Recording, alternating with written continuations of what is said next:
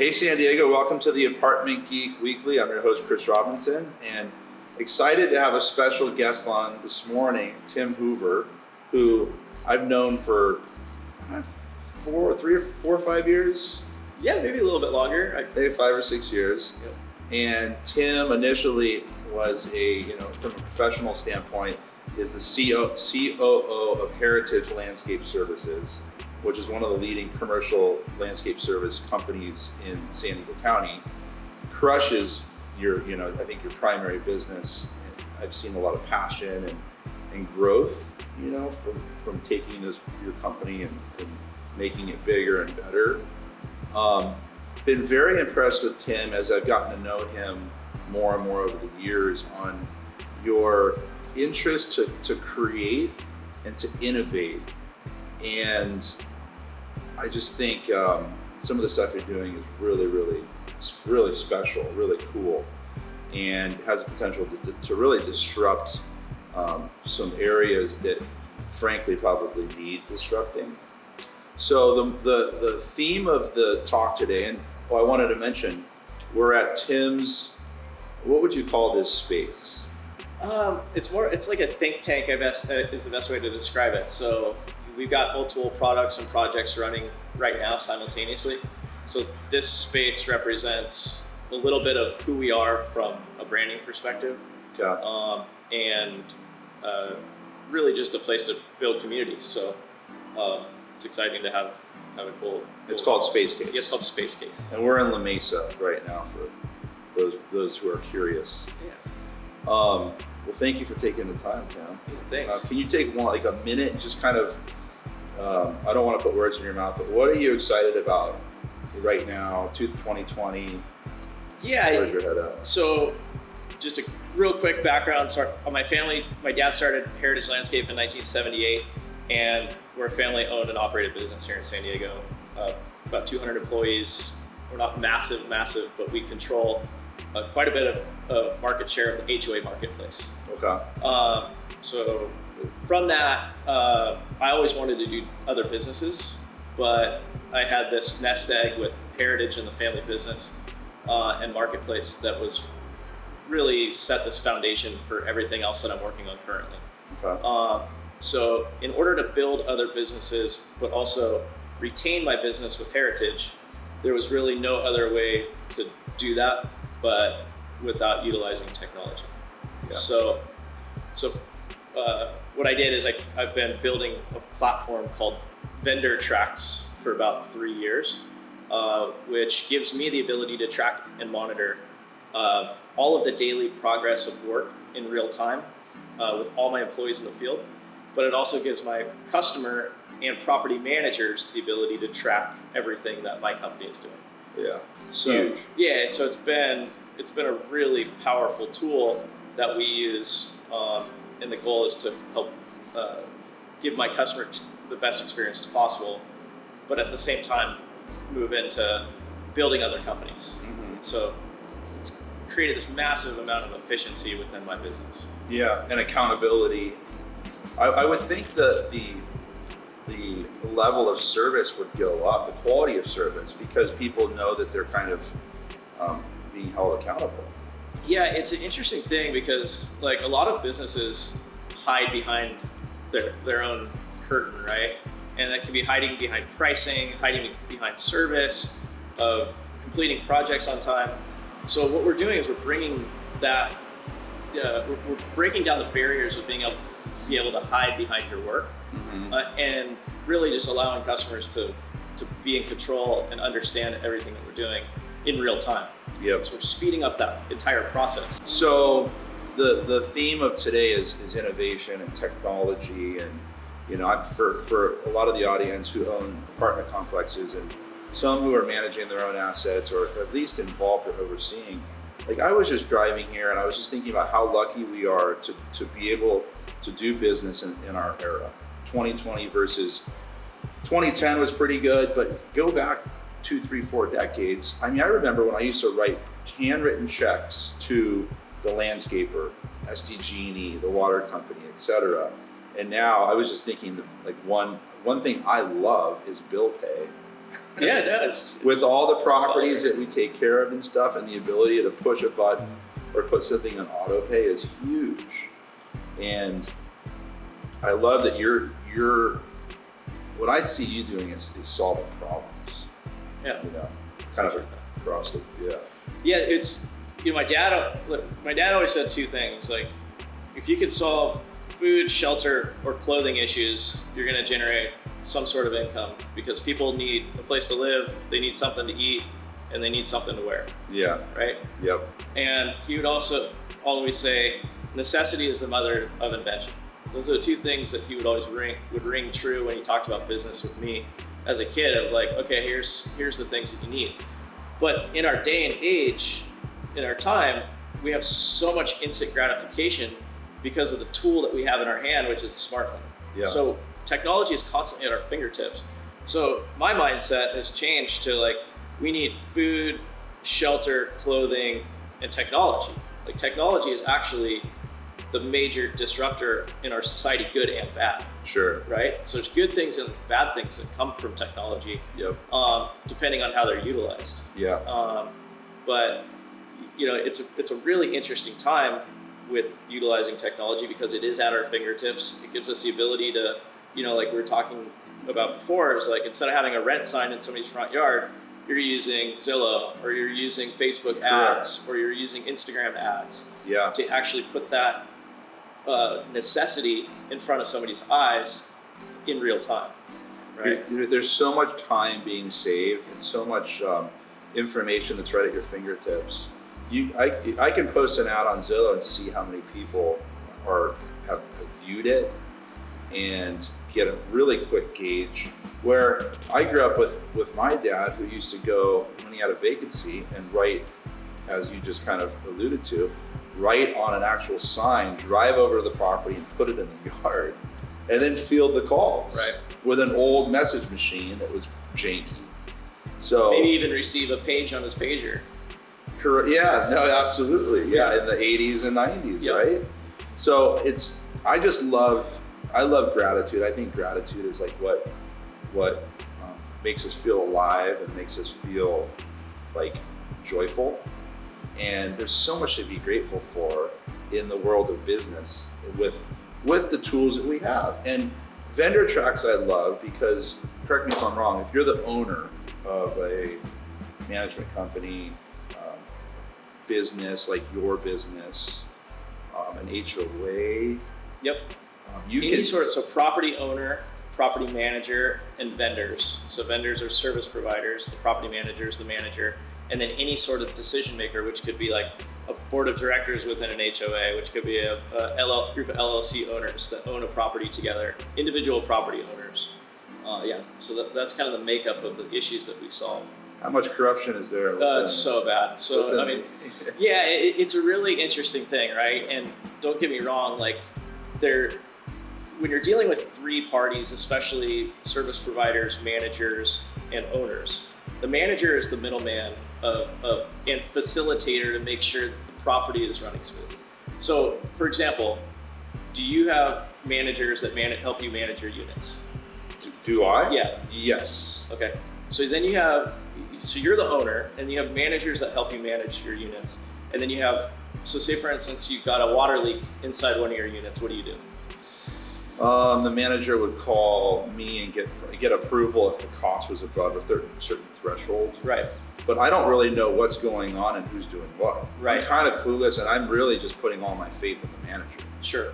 And that's a really trustworthy relationship that you have to have with the manager. And so on a large scale, in some of these massive associations that we maintain, you've got one manager who's managing up to 300 units and up to 50 to 75 vendors for that one property. Mm-hmm. So there's a lot of corruption between the property manager and vendor. And then the people who are paying about it don't even understand or comprehend what's happening. Yeah. So creating transparency across the whole board, yeah. Right, and so that's really the issue that we're solving with VendorTrax, is this communication component, utilizing photographs and visuals and bringing everybody to one platform versus having this segmentation between property owner, property manager using their own system, and vendors using their own system. I love that. We're tying that together so everybody's on the same page. So an owner literally can see a picture, a photograph of a tree that was planted. Yep. You know, something as an example. Right. Got it. I was with my friend Al Assad last week. Yeah, He owns Hank and Kona Assad, like thousands of apartment units in San Diego. Yeah. And he's got about 100 internal maintenance employees that work for his company. Mm-hmm. And so, you know, Al is an interesting guy in that he just writes the checks. Like, he sits at the top of this big organization that owns a ton of apartment units in San Diego. So his job is to write the checks, but little does he know that there's a lot of things that are happening behind the scenes regarding vendors giving kickbacks to managers to get work. And so he's actually paying for all this stuff, but he doesn't know anything about it. Yeah. It's a problem. That is a problem. Yeah, especially as people change and people quit and new employees get hired. So technology, I mean, it's obviously double-edged sword because social media and a lot of what we're seeing out there is troublesome or problematic for people. We all fall victim to the phone and kind of locked into that stuff, which is what it is. I guess we just have to be mindful, Yeah. But, yeah. It's going back to kind of like how technology works. We have, especially in service-based businesses, there's no way for the information to get back up to the top unless the guy on the ground is actually doing the work, getting his hands dirty, hammering nails, doing concrete repair, painting, landscaping. Those guys are actually becoming utilitarian in the way that they're actually pushing information up to myself and the manager and the owner. mm-hmm. So they're a crucial part. So the technology, in a way, has actually made their job somewhat harder. Yeah. Instead of digging a hole, now they have to dig a hole and take a picture of it. Yeah. Because that's the expectation of what a property manager or a property owner wants to see, because they want to see visuals of these tasks being completed. Yeah. It's purely, strictly based upon technology. Yeah, I love that. So we had to solve that problem, and so that's part of what we did. So when is VendorTrax? When can a business owner purchase this or implement this? Yeah, so our model is about 2 months away from the vendor platform being 100% complete. So we had to give the vendors their tools in order to allow them to bring the information to the surface. Yeah. We've been utilizing the system for about a year internally. Yep. With a lot of our employees, and we've got other customers, other contractors who are using the system for about 8 months. Yeah. The system's really, really going well. And so we had 3 different platforms that were merging, essentially: the property owner, the property manager, and the vendor. Yeah. So the vendor platform is 90% complete. Yeah. That's ready to go to market in about 2 months. Beyond that, the property owner platform is a free platform. So we say, property owner, here, Al, we're going to give you this tool for free, and we want you to utilize this system within your company. So the system for the owner is free, and they actually become a driver of our product for us, of VendorTrax. Because they're going to go to their managers, they're going to say, hey, we need you to use this because I want to control price. I want to see what I'm actually paying for. Yeah. This works for 2 units. This works for 5,000 units. Yeah. So that makes sense? It does, yeah. So the plumbing company is the one that's paying for the software. Correct. Or whoever's doing the work. Yep. Boots on the ground. Yeah, and the internal benefits of the software to them are huge. Yeah. So I think that's a game changer. I love the way you have it structured on the kind of the base, essentially paying for it, because the owners pretty much has more control, right? Yep. Because vendors want to work for the owner. So I love that. It makes sense. Yeah, they're the one writing the check. So Tim, the VendorTrax has, I think, got legs, and you're solving problems there and creating just, I think, efficiency. What is this what you're excited about moving forward, or kind of what's getting you fired up in the morning every day? Yeah. Kind of looking forward. This building technology is is probably like the biggest challenge I've ever had in my life as far as like any projects I've done. You know, we've done like full ground up reconstruction, we've done a lot of real estate deals, we've done a lot of challenging things. But technology is an interesting thing in that there's a lot of similarities to real estate. You have to have a foundation, you have to have the right people to build the product, you set a foundation, you find your people who do the framing, you have all your permits, you got your plans, all of that. Like there's no difference between building a house or building apartment buildings to building technology. It's very, very similar. Yeah. It's interesting, like real estate is limited, right? There's space that's limited, but think about technology space or the internet as an unlimited amount of space. So it's really a playground for people who like to build stuff. Yeah. It's a big playground where there's not as much limitations as it is to build an apartment building. Yep. There's not as much gray area. You don't have to answer to as many people. Correct. So from a building perspective, that's what I get excited about. I love to build stuff. And so I want to build as many things in my life as I possibly can. And I found that technology is a place where I could build things bigger, faster, stronger than I can in as far comparing it to building a tangible product like a building. Especially in San Diego where you've got restrictions and permits and all this. Right. So I'm really excited, really excited about building technology.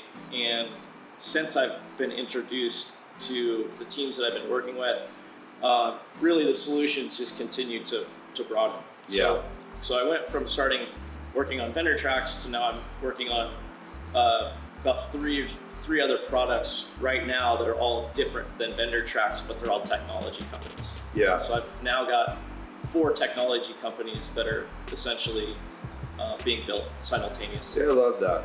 You're taking your creative thinking and you're actually putting it into something. You're putting it into works. Like I think about ideas, but it doesn't go past the idea. Sure. You know, oh, that would be so cool if we had an app that did X, Y, and Z and it helped people do this. So I think you're doing that's awesome. Yeah, it's fun. Yeah, it's fun. It's extremely rewarding, and the amount of work that goes into it is, I don't think it ever stops once you start. Yeah. Because technology is a conduit to allow, like you can use your brain to come up with an idea and create that idea that may impact a lot more people than if I were to just be having a conversation with you. So like right now we're on a podcast that's going to go on the internet that people can watch, and this conversation may or may not have an impact towards somebody. Yeah. We're using technology to reach these people. Yeah, which is unbelievable. Which is amazing. Yeah. So going back to the food, shelter, clothing. Yeah. Food, shelter, clothing, technology. Technology is that 4th pillar in our lives in today's society that is actually allowing people to connect faster, to build things faster, make them stronger.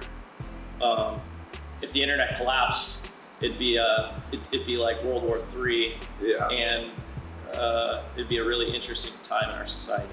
Yeah. Yeah, I'm just thinking about the time that it saves people, just technology.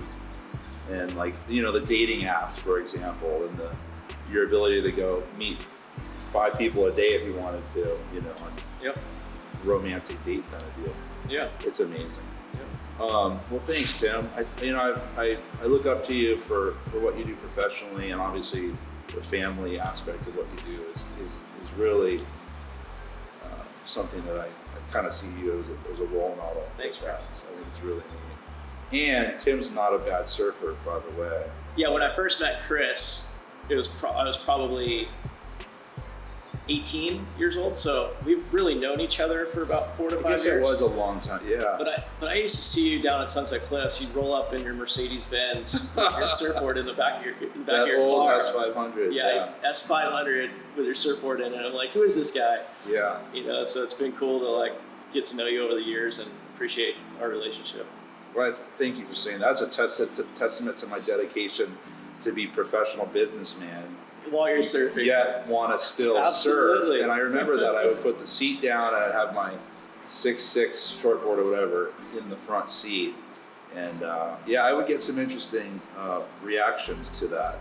Yeah, I knew you had to have been in real estate or some sort of like finance, because most people aren't driving a Mercedes-Benz to the beach, but you know, you had to play the part. I always buy used cars though. Yeah. Well, most of the time. So, well, thanks, Tim. It was a pleasure. Cool, Chris. I appreciate you taking the time. Yeah, I appreciate it. And the space case thing, if anybody's interested, this is really a cool deal for events or parties. Right. If somebody wanted to rent this out for Yep. a day or night or whatever it is, a party. Yep. You're in this location, I think is right off the freeway. Yeah. So Camille, my wife, helped design, and she helps run the space. So as you're saying, like, you know, if people want to rent it out for real estate seminars or parties, whatever, we rent the whole entire space. Yeah, and then Monty will put your info in the YouTube video, so people can have access to that. Cool. Thanks, Chris. Thanks for tuning in, and until next week, happy investing.